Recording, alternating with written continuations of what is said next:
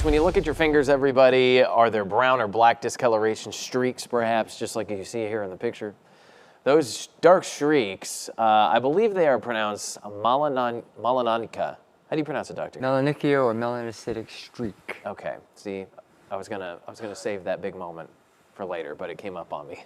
But they do range from just harmless, no big deal, don't worry about it, to, yes, potentially deadly. Dr. Kim's with us this morning in studio with more on these dark spots. It's pronounced how? Melanocytic streak. Okay, what is it? So before everyone gets alarmed, they're very common. Yeah. Darker skinned people are more common to get them. They're little streaks under their nails, toenails, fingernails, producing pigment. So darker skinned people, African Americans, Asians, they have a higher incidence of pigment building up under the nail, causing a streak. Okay. So the majority of these are benign. That's good. The difficulty is a very rare type of melanoma called acral lentiginous melanoma, meaning in the extremities, can occur in non-pigmented areas like the bottom of your feet, the toenails, the fingernails. If you remember Bob Marley, Sure. he presented with a black spot under his nail, and the initial physician thought he was a soccer injury. Okay. And he watched it for a while, and he sought a second opinion, finally got a biopsy. It was melanoma. And he refused an amputation, so instead he did a local excision, and a couple of years later it spread everywhere and he died at the age of 36. So young. So even though it's rare, it can be very deadly. And to perspective, you know, melanoma itself, there's about 200,000 cases a year. Breast cancer, lung cancer, 2 million. So it's a relatively rare cancer, but when we get it, it can be very invasive and very deadly. How is it that the streak presents itself as a case of melanoma? Because normally when you think melanoma, you think it's something like a mole perhaps on your back, or your neck, or wherever these things tend to be more prevalent. So what exactly causes a melanoma to come in the form of a streak under the nail?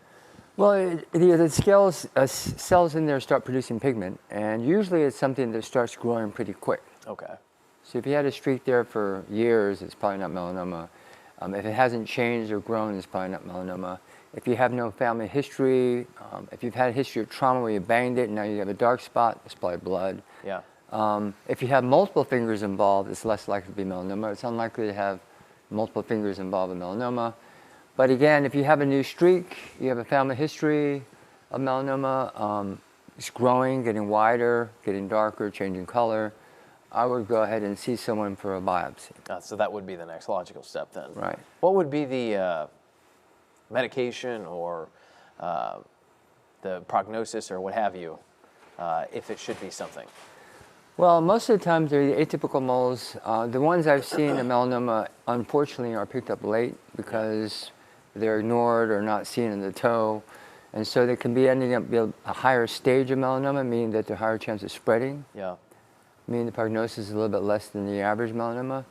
But I think with Bob Marley passing away and the public being more aware, I think that people are a little bit coming in more in my office because unfortunately I do a lot of nail biopsies, but there are a lot of these around. In fact, if you're African American, there's a great likelihood, I think the stats are 70 to 100% of patients who are African American will develop one of these or benign. Okay. So most often they were going to be benign, but any change, et cetera, when your dermatologist or family doctor is worried, they come in, we do a biopsy. So in extreme cases, that's when it becomes something that could be life or death. Yes. Yeah, well that's good. Amputation, perhaps? Amputation, lymph node biopsies, usually referred to a melanoma clinic like Moffitt, Dr. Ritter, and they will check the lymph nodes, get a PET scan, make sure it hasn't spread, and close monitoring. There are a lot of secondary treatments available now, immunotherapy, chemotherapy, but hopefully you get it before that's needed. Hopefully, but there's hope. Yes. And that's what's nice. Yes. It's always good to see you. Thank you. Good to see you. Always is hanging out with you in the studio. I feel like we have enough time even just to catch up. Everything good? Life good? Yeah, I'm good. Yeah, kids are good, and practice is good. Health is good. Probably going to do some nail biopsies later today. People are going to be calling you. Your phone will be ringing off the hook. Yeah. Well, it is good to see you, neighbor. 9:22 is the time. We got to go. We're back in just a moment.